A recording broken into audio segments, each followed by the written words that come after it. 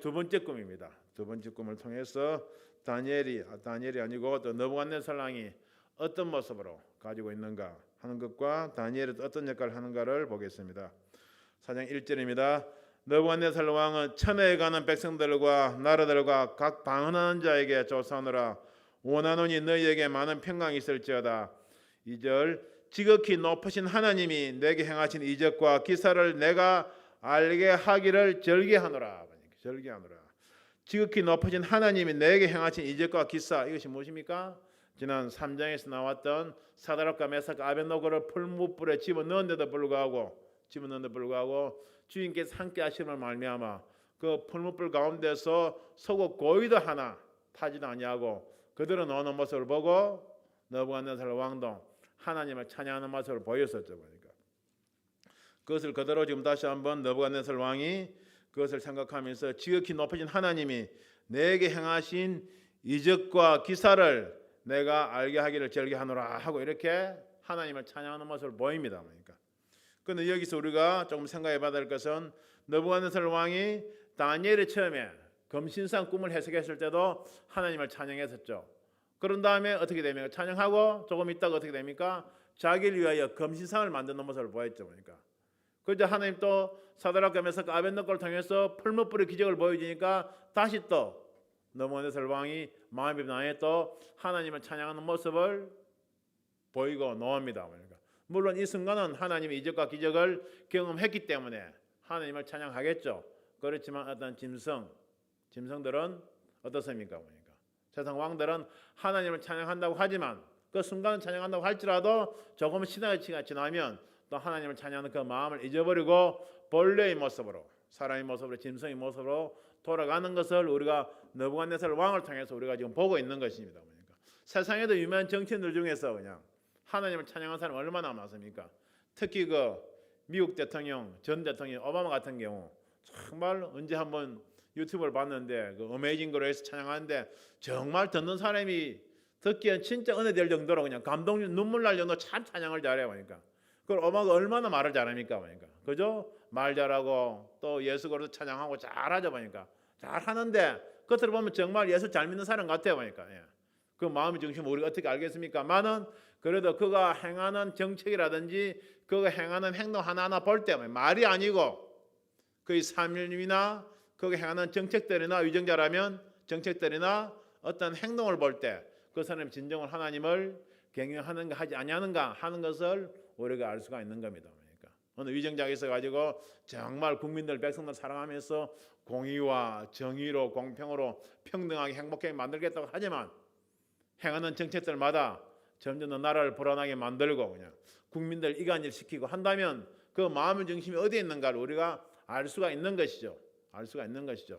느부갓네살 왕이 이 시간만큼은 이 순간만큼은 하나님을 진짜 찬양했다고 볼 수가 있더라도 결국 느부갓네살 왕의 그 삶의 모습이 어떻게 되는가를 보면서 이 사람의 진정으로 하나님을 경외한 사람인가 아닌가를 우리가 조금 분별할 수가 있을 줄 믿습니다. 3절에 크도다 그 이적이여 능하도다 그 기사여 그 나라는 영원한 나라여 그 권병은 대대 이르러다. 그냥 하나님 찬양한 모습을 보이고는 있죠. 보니까 크도다 그 이적이여. 보니까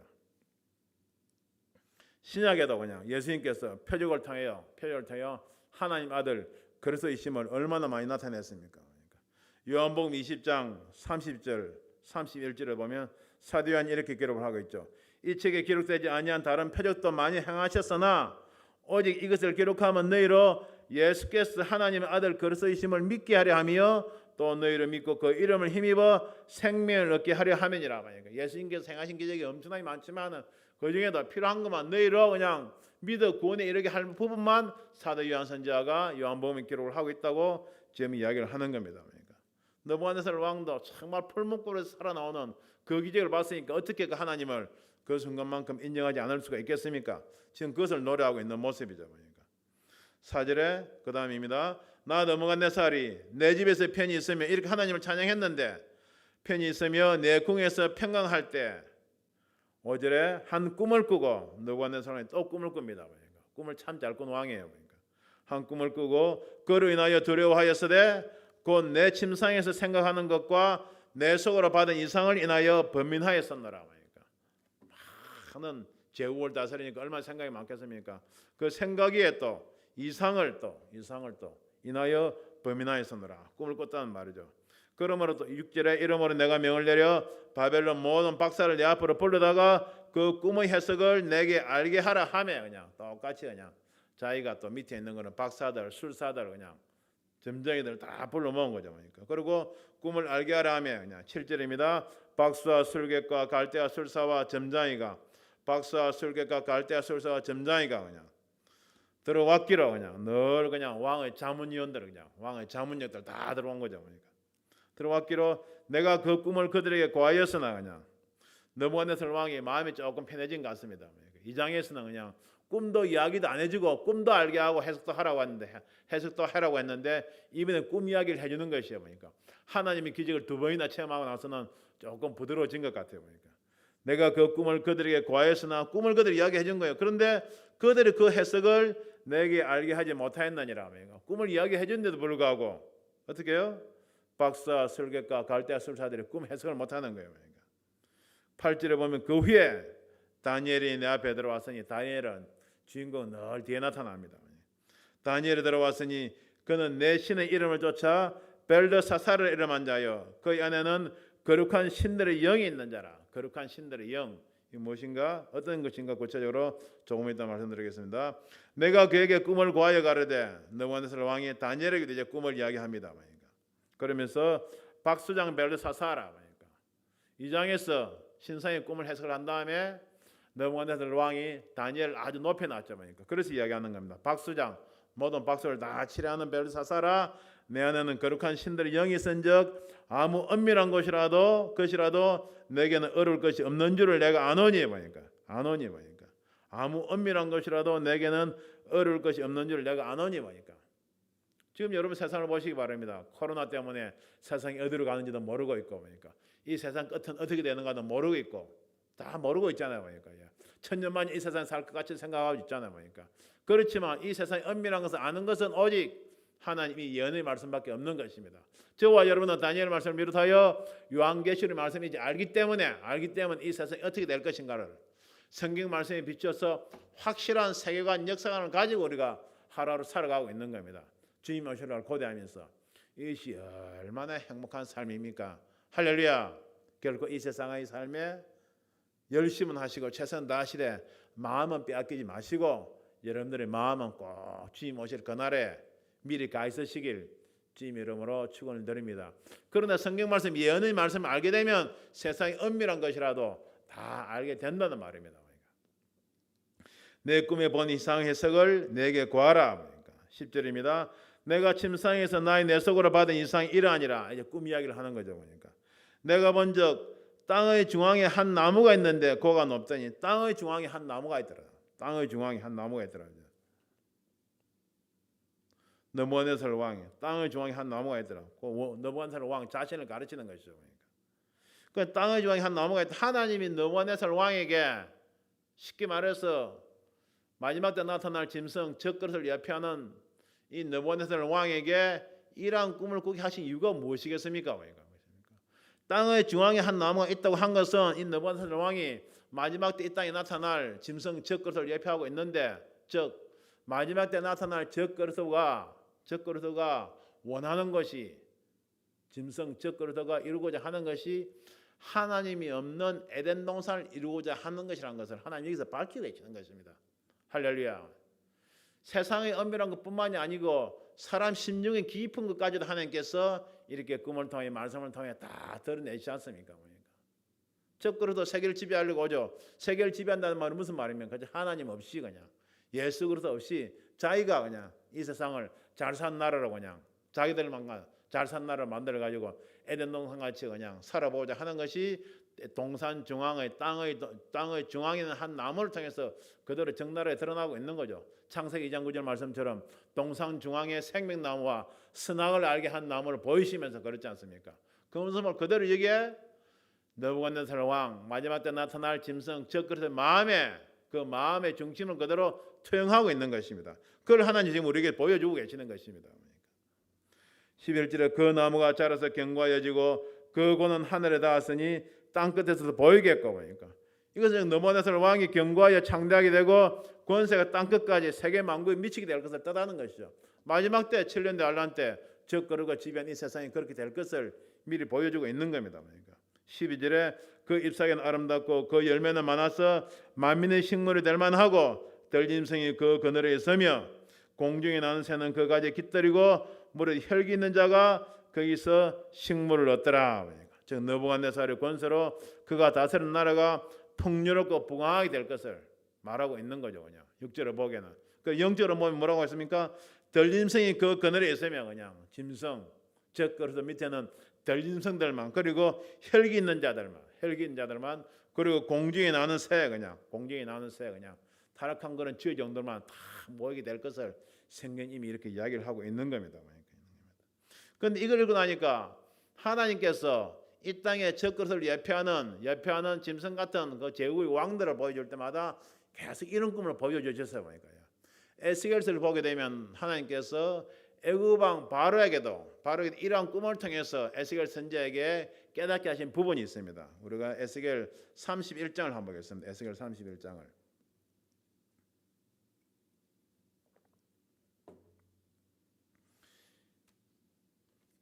에스겔 31장입니다. 1절부터 보겠습니다. 제11년 3월 초 1일에 여호와의 말씀이 내게 많이 가라사대 에스겔 선지자에게 임하자. 인자의 에스겔 선지자입니다. 인자의 너는 애굽 왕 바로와 그 무리에게 이르기를 내 큰 위엄을 네게 비하라.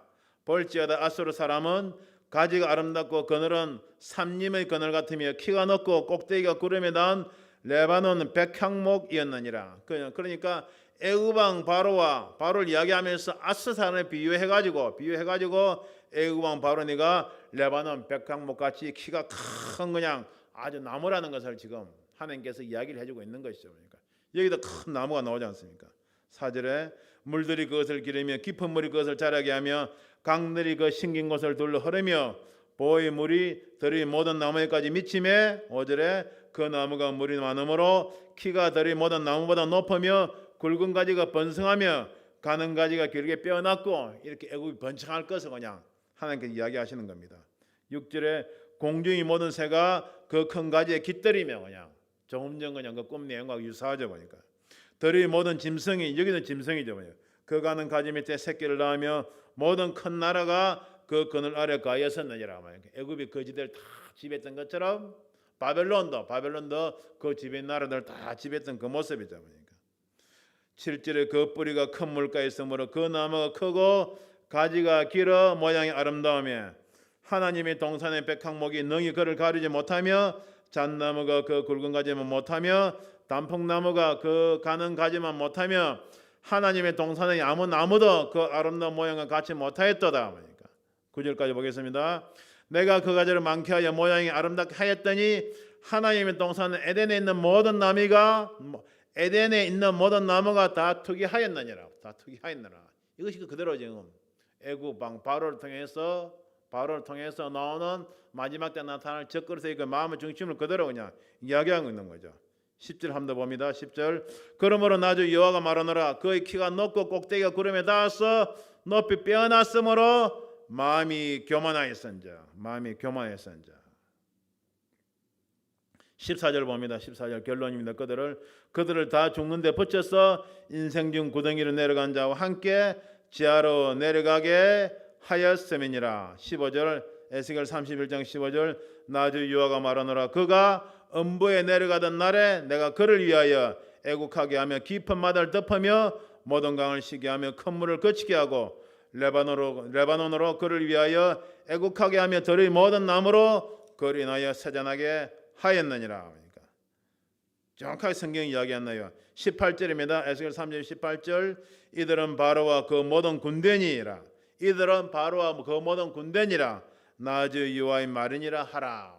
이렇게 애굽 왕 바로와 그 군대도 레바논 백향목 나무같이 크고 번성했지만 결국 이렇게 지옥에 떨어지는 그런 모습으로 끝난 것을 지금 에스겔 선지자에게 하나님께서 보여주신 그 장면이죠. 보니까 그 똑같이 느부갓네살 왕에도 아주 비슷한 꿈을 꾸게 하시고 다니엘 선지자를 통해서 이제 그것을 그대로 해석하는 겁니다. 그러니까 본문으로 들어와서 다니엘 13장 다니엘 4장 13절입니다.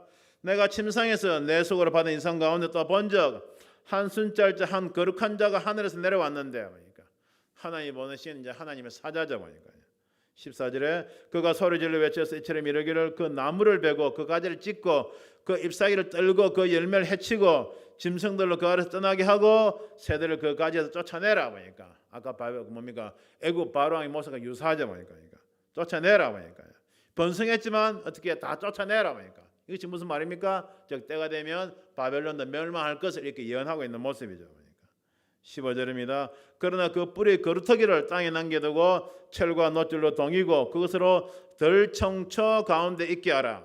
그것이 하늘 이슬에 젖고 땅의 풀 가운데서 짐승으로 더불어 그 분량을 같이 하리라. 다 잘라버린데 거루터기를 땅에 남겨두라. 거루터기를 땅에 남겨두라 그랬죠. 이것은 무슨 말입니까? 즉 하나님께서 교만한 느부갓네살 왕을 징계하지만 때가 되면 회복시켜 주시겠다는 걸 또 약속이 있는 그런 말씀이죠. 그러니까. 그런데 그 가운데 일단 교만한 왕에게 징계하시는데 뭐라고 했습니까? 철과 놋줄 그루터기는 땅에 남겨두지만은 철과 놋줄로 동이고 그것으로 덜청처 가운데 있게 하라. 그러니까 덜청처 가운데 있게 하라. 그러니까 이것은 즉 느부갓네살 왕이 짐승의 모습으로 왕의 자리에 쫓겨났어. 들짐승과 함께 가며 소처럼 풀을 먹고 광야에서 이슬처럼 살아갈 것을 그들이 이야기하는 겁니다. 그러니까 이렇게 한동안 느부갓네살 왕이 이렇게 몰락한 짐승의 모습이 있을 것을 그대로 순찰자 하나님의 사자를 통해서 예언한 모습이죠. 그러니까 16절입니다. 또 그 마음은 변하여 인성이 마음 같지 아니하고 짐승의 마음을 받아 7대를 지나리라. 보니까 잠깐 하나님의 기적을 보고 사람이 마음 같았을 때는 하나님을 찬양했죠. 보니까 그렇지만 교만하여서 그 마음이 짐승의 마음으로 받아 7대를 지나리라 그랬죠. 그러니까 여기서 우리가 마지막 때 나타날 적 그리스도의 모습을 그대로 우리가 알 수 있는 거죠. 그러니까 느부갓네살 왕이 짐승의 마음을 받았다고 했습니까? 짐승의 마음을 주는 건 당연히 원사단 마귀죠. 그러니까 마지막 때 나타날 적 그리스도도 원사단 마귀로부터 짐승의 마음을 받죠. 그냥 짐승이죠. 그냥 계시록 13장 보겠습니다.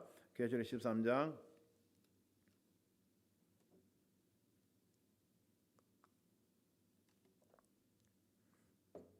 계시록 13장 1절부터 봅니다. 1절부터 보면 내가 보니 바다에서 한 짐승이 나오는데 뿔이 열이요 머리가 7이라 그 뿔에는 10멸류관이 있고 그 머리는 참난된 이름들이 있더라. 다니엘서 2장에서 느부갓네살 왕이 꽂던 검신상의 모습이 계시록 마지막 때는 이렇게 7머리의 10뿔 가진 짐승의 모습으로 나타난다고 그랬습니다. 7머리는 애굽부터 로마 시대까지 있던 나라들이고 10뿔은 마지막 때에서 10발가락이라고 제가 말씀을 드렸죠.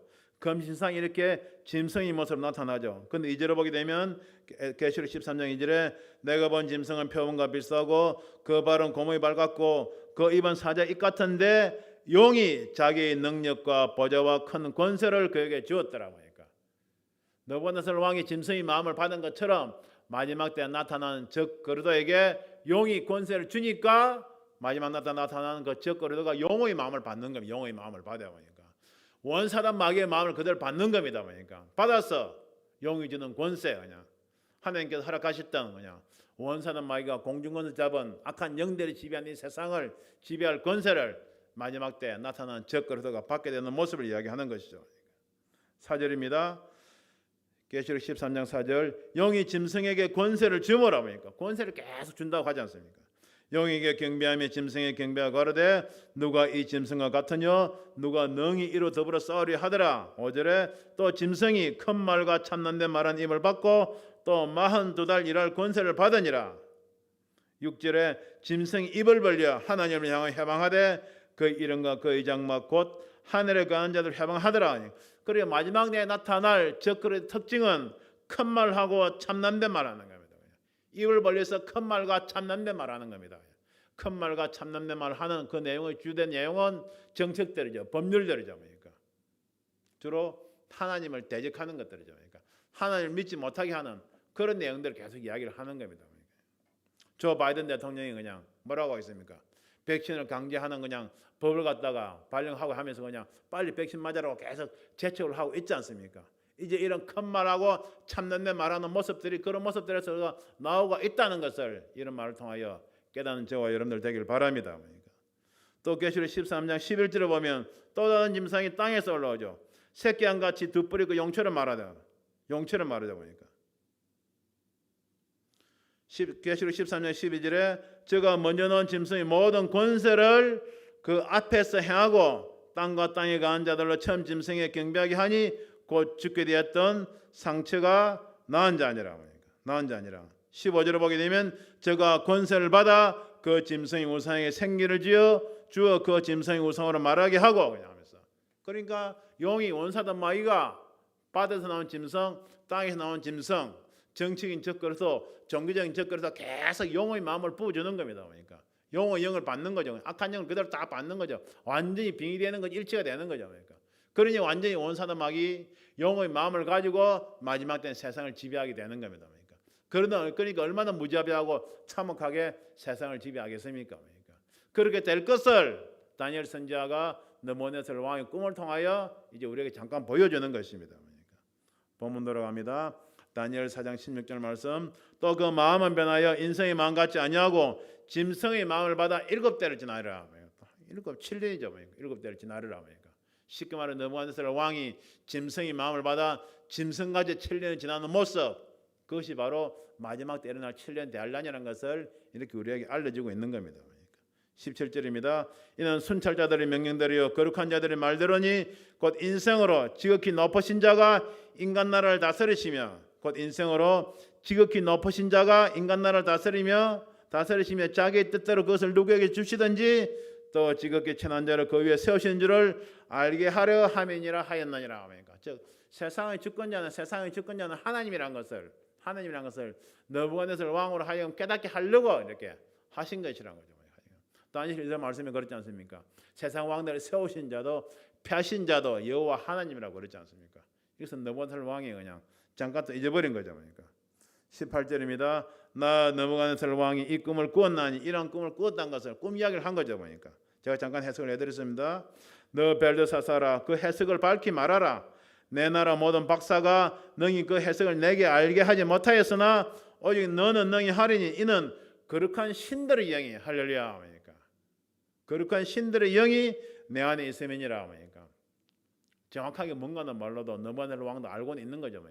하나님의 신, 하나님의 영이 다니엘 속에 있다는 것을 우리는 말씀을 통해서 이 거룩한 신들의 영이 무엇인가를 우리는 정확하게 알 수가 있죠.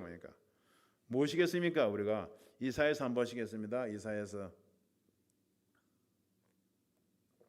11장 1, 2절 봅니다. 이새의 줄기에서 이사야서 11장 1절 이새의 줄기에서 한 싹이 나며 그 뿔에서 한 가지가 나서 결실할 것이요. 곧 예수 그리스도의 나심을 예언하는 모습이죠. 그런데 예수님이 어떻습니까? 11장 2절에 이사야 11장 2절에 여호와의 신 곧 지혜와 총명의 신이요 모략과 재능의 신이요 지식과 여호와를 경외하는 신이 그 위에 강림하시리니. 할렐루야. 예수님에게는 하나님의 모든 신이 다 그대로 충만하였다는 것을 이야기하죠. 7신이죠. 7신. 첫째 여호와의 신, 지혜의 신, 총명의 신, 모략의 신, 재능의 신, 지식의 신, 여호와를 경외한 신.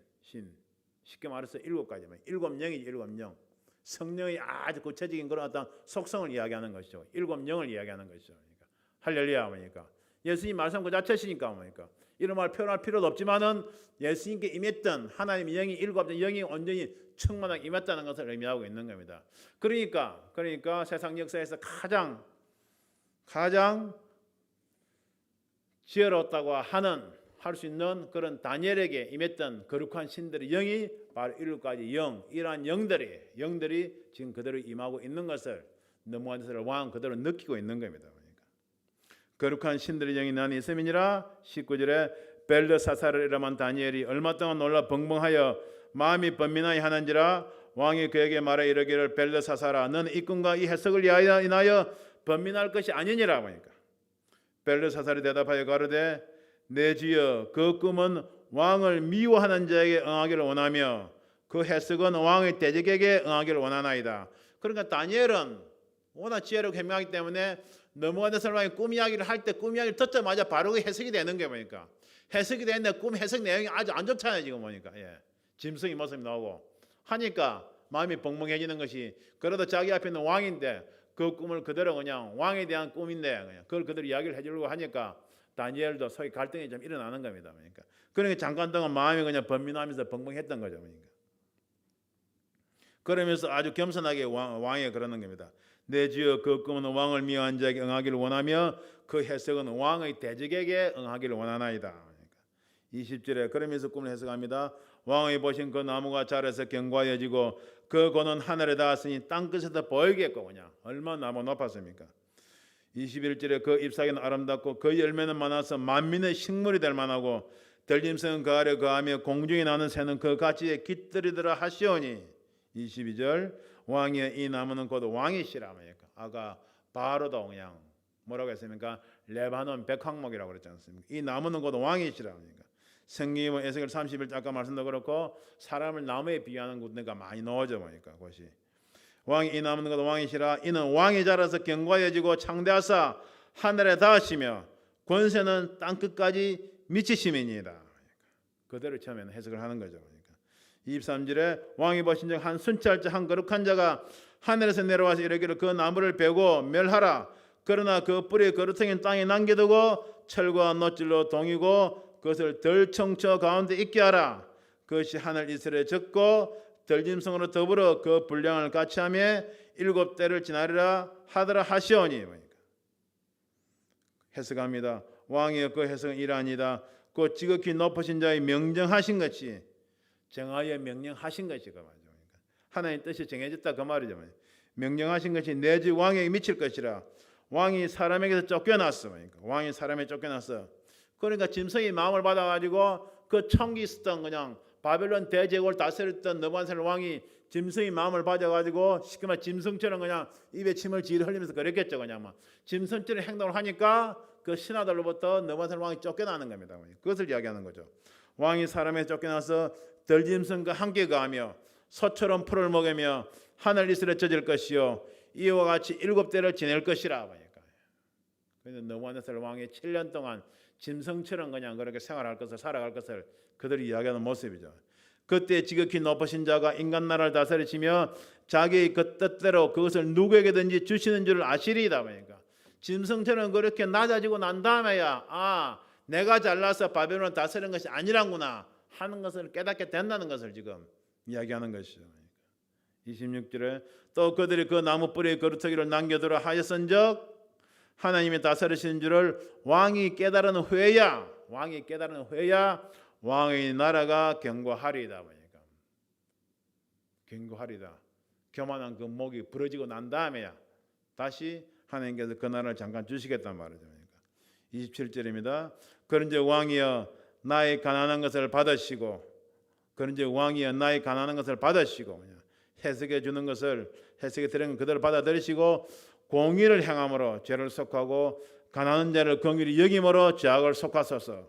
그리하시면 왕의 편안함이 혹시 장구하리다 하였느니라. 정말 지혜롭고 선한 다니엘이 꿈을 해석해 주고 꿈의 끝이 좋지 않기 때문에 7년 동안 왕이 짐승같이 생활해야 되기 때문에 그래도 혹시나 그 꿈이 왕이 응하지 아니하도록 피할 방법을 다니엘이 하나님 주신 지혜로 왕에게 이야기를 해주는 것입니다. 뭐라고 했습니까? 두 가지를 이야기하죠. 공의를 행함으로 죄를 속하고 공의를 행하자. 공의로움이니까. 의로움의 핵심은 하나님을 경외하는 것입니다. 할렐루야. 공의로움의 핵심은 하나님을 경외하는 것이죠.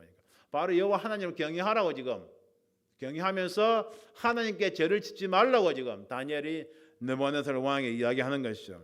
그런 다음에 가난한 자를 긍휼히 여김으로 죄악을 속았어. 가난한 자 백성들을 잘 다스리라는 말이죠. 이웃을 사랑하라는 말이죠. 이 바로 마태복음 22장에 선지자가 물어봤을 때 주님께서 하신 두 가지 큰 계명이죠. 첫째, 마음을 다하고 목숨을 다하고 뜻을 다하여 하나님을 경외하라는 것이 이거 바로 공의죠. 그 다음에 네 이웃을 네 몸같이 사랑하라는 것이죠. 그러니까 예나 지금이나 하나님을 경외하는 그 마음의 중심에 우리가 가져야 될 것은 마음을 다하고 뜻을 다하고 목숨을 다해서 하나님을 경외하는 것과 이웃을 내 몸같이 사랑하는 것, 이 두 가지입니다. 두 가지. 공의를 행하고 사랑을 행하는 이 두 가지죠. 이 두 가지만 나라의 지도자들이 마음에 새기고 있어도 그냥 자기를 따르는 사람들만, 자기 패거리들만 챙기는 것이 아니고 오히려 자기를 반대하는 사람이 더 덕이 있는 정치를 베풀 수 있겠죠. 이런 말씀을 모르기 때문에 자기 생각의 속에 갇혀서 그냥 내가 하면서 그냥 자기 정치만 하다 보니까 나라가 지금 어떻게 됩니까? 위기에 점점 처해지고 있는 것이죠. 27절 다시 한번 말씀드립니다. 그런즉 왕이여 나의 가난한 것을 받으시고 공의를 행함으로 죄를 속하고 가난한 자를 긍휼히 여김으로 죄악을 속하소서. 그리하시면 왕의 평안함이 혹시 장관이다 하였느니라. 할렐루야. 다니엘이 이렇게 느부갓네살 왕에게 꿈도 해석해주고 느부갓네살 왕에게 미칠 그 꿈의 내용이 좋지 않기 때문에 피할 방법까지도 이렇게 다니엘 선지자가 느부갓네살 왕에게 가르쳐주는 모습입니다. 그러면 느부갓네살 왕이 어떻게 됐겠습니까? 그건 다음 시간에 말씀을 드리겠습니다.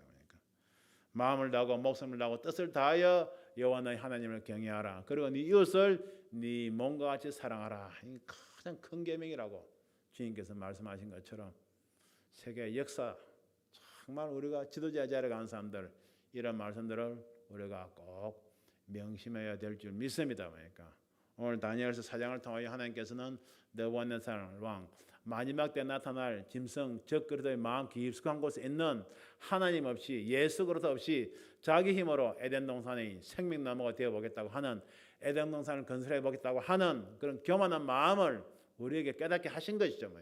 깨닫게 하신 것이죠. 그리고